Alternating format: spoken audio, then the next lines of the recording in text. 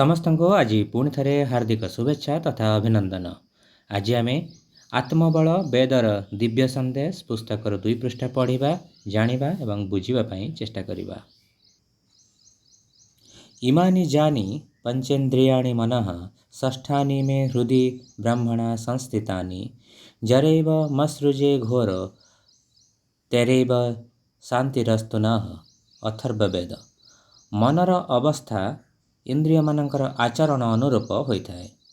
ଇନ୍ଦ୍ରିୟମାନଙ୍କର ସଦୁପଯୋଗ କରିବା ଅଥବା ଦୁରୁପଯୋଗ କରିବା ଏହା ମନୁଷ୍ୟର ହାତର କଥା। ଏଥିପାଇଁ ସର୍ବଦା ଇନ୍ଦ୍ରିୟମାନଙ୍କର ଉତ୍ତେଜନା ଠାରୁ ରକ୍ଷା ପାଇବା ପାଇଁ ଚେଷ୍ଟା କରିବା ଦରକାର। ପରମେଶ୍ୱର ଏହି ମାନବ ଶରୀରକୁ ବହୁତ ବୁଝି ବିଚାରି ତିଆରି କରିଛନ୍ତି। ଅନ୍ୟ କୌଣସି ପ୍ରାଣୀକୁ ଏମିତି ବିଲକ୍ଷଣ ପରିପୂର୍ଣ୍ଣ ଶରୀର ମିଳିନାହିଁ। ଜ୍ଞାନେନ୍ଦ୍ରିୟ କର୍ମେନ୍ଦ୍ରିୟ ଗୁଡ଼ିକର ରଚନା ଏମିତି ଢଙ୍ଗରେ ହୋଇଛି ଯେ ତାଙ୍କ ଦ୍ୱାରା ସୁଖ ସନ୍ତୋଷ ଆନନ୍ଦ ପ୍ରାପ୍ତି ସହିତ ବ୍ୟକ୍ତିତ୍ୱର ବିକାଶରେ ମଧ୍ୟ ସାହାଯ୍ୟ ମିଳିଥାଏ। କିନ୍ତୁ ଏହି ଭୋଳା ମୂର୍ଖ ମନୁଷ୍ୟ ଇନ୍ଦ୍ରିୟମାନଙ୍କର ମାୟାଜାଲରେ ଫସି ନିଜର ସର୍ବନାଶ ନିଜେ କରିଥାଏ। ସେ ନିଜର ମନର ଲଗାମକୁ କଷୁ ଏବଂ ଇନ୍ଦ୍ରିୟମାନଙ୍କର ସଦୁପଯୋଗ କରି ଆତ୍ମିକ ସୁଖ ଲାଭ କରୁ। ଏହା ତା ହାତରେ ରହିଛି, କିନ୍ତୁ ସେ ତାହାର ଦୁରୁପଯୋଗ କରିବାରେ ହିଁ ନିଜର ବାହାଦୁରୀ ବୋଲି ଭାବୁଛି। ଇନ୍ଦ୍ରିୟମାନଙ୍କର ପ୍ରଲୋଭନ ଓଲଟା ଆମର ମନକୁ ହିଁ ଭ୍ରମିତ କରିଦିଏ। ସର୍ବପ୍ରଥମେ ଏହା ମନକୁ ଖରାପ ପରାମର୍ଶ ଦେଇଥାଏ, ପୁଣି ଏହା କଳ୍ପନା ରୂପରେ ବ୍ୟକ୍ତ ହୋଇଥାଏ।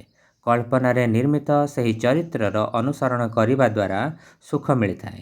ତାପରେ ଏହି ସୁଖର ବିଚାର ମନକୁ ଆନ୍ଦୋଳିତ କରିଥାଏ, ଟିକିଏ ହଲଚଲ ହୋଇଥାଏ। ଫଳରେ ଆମେ ଆତ୍ମସମର୍ପଣ କରିଦେଉ ତଥା ସେହି ପ୍ରଲୋଭନ ପଛରେ ଗୋଡ଼ାଇଥାଉ। ଧୀରେ ଧୀରେ ମନର ପତନ ହୋଇଥାଏ। କୁବିଚାର ଓ କୁସଂସ୍କାର ତା ଉପରେ ପ୍ରଭାବ ପକାଇଥାଏ, ଯଦ୍ୱାରା ସେ ଇନ୍ଦ୍ରିୟମାନଙ୍କର ପ୍ରଲୋଭନରେ ଆହୁରି ଅଧିକ ଫସିଯାଏ। ଏଥିରୁ ରକ୍ଷା ପାଇବାର ଉପାୟ ହେଉଛି ବୈରାଗ୍ୟ ଓ ଅଭ୍ୟାସ ଦ୍ୱାରା ମନକୁ ସର୍ବଦା ଇନ୍ଦ୍ରିୟ ଉତ୍ତେଜନାରୁ ଦୂରେଇ ରଖିବା। ଇନ୍ଦ୍ରିୟମାନଙ୍କୁ ନିୟନ୍ତ୍ରଣ ଓ ସଂଯମ ଦ୍ୱାରା ଉପଯୋଗ କରାଗଲେ ମନ ସେଥିରେ ଅଲିପ୍ତ ରହିବ। ଏହା ହେଉଛି ପବିତ୍ର ଜୀବନର ଅର୍ଥ। କୌଣସି ଜୀବ ସହିତ ମୋହ ବା ଆସକ୍ତି ରଖ ନାହିଁ। ଆମର ପ୍ରିୟ ତ କେବଳ ପରମାତ୍ମା ଅଟନ୍ତି। ଅନେକ ଲୋକ, ବିଶେଷ କରି ଯୁବବର୍ଗ, ଈଶ୍ୱରୀୟ ସତ୍ତା ପ୍ରତି ଶଙ୍କାଳୁ ହୋଇଥାନ୍ତି। କିନ୍ତୁ ସତ୍ୟ ହେଉଛି ପରମାତ୍ମା ହିଁ ଏକମାତ୍ର ବାସ୍ତବ। ଈଶ୍ୱର ଆମ ଭିତରେ ବିଦ୍ୟମାନ, କିନ୍ତୁ ଆମେ ତା ଉପରେ ବିଚାର କରିନଥାଉ। ମାନବତାର ଏହା ବଡ଼ ଦୁର୍ଘଟଣା। ମନୁଷ୍ୟ ଯେତିକି ମନରେ ପବିତ୍ର ହେବାରେ ଲାଗିବ, ସେତିକି ସେ ନିଜ ଭିତରେ ଈଶ୍ୱରଙ୍କର ମୂର୍ତ୍ତି ଓ ଦିବ୍ୟମାନ ରୂପକୁ ଦେଖିପାରିବ। ମନକୁ ଇନ୍ଦ୍ରିୟମାନଙ୍କର ପ୍ରଲୋଭନରୁ ରକ୍ଷା କରିବାର ସବୁଠୁ ସରଳ ଉପାୟ ହେଉଛି ତାକୁ ଈଶ୍ୱର ଭକ୍ତିରେ ଲଗାଇ ରଖିବା। ମନୁଷ୍ୟ ଜୀବନର କର୍ମ କଲାବେଳେ ମନକୁ ସେଥିରେ ଅଲିପ୍ତ ରଖିବା ଉଚିତ ଏବଂ ତାକୁ ଲୋକ ଉପଯୋଗୀ କାର୍ଯ୍ୟରେ ଲଗାଇ ରଖିବା ଉଚିତ। ଏହା ସଚ୍ଚା ଈଶ୍ୱର ଭକ୍ତି ଅଟେ। ଥରେ ସ୍ୱାମୀ ଦୟାନନ୍ଦଙ୍କୁ ପ୍ରଶ୍ନ କରାଗଲା, ଆପଣଙ୍କର ମଧ୍ୟ ହାଡ଼ ମାଂସର ଶରୀର, କ'ଣ ଆପଣଙ୍କୁ କେବେ କାମବାସନା ହଇରାଣ କରିନାହିଁ? ସ୍ୱାମୀଜୀ ଉତ୍ତର ଦେଲେ, ମୋତେ ତ ସାରା ଜୀବନ କାମବାସନାର ଚିନ୍ତନ କରିବାର ଅବସର ହିଁ ମିଳିନାହିଁ।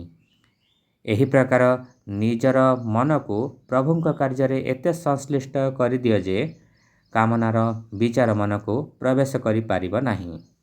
ଦୃଢ଼ ଇଚ୍ଛାଶକ୍ତିର ହିଁ ଏହା ସୁଫଳ ଅଟେ।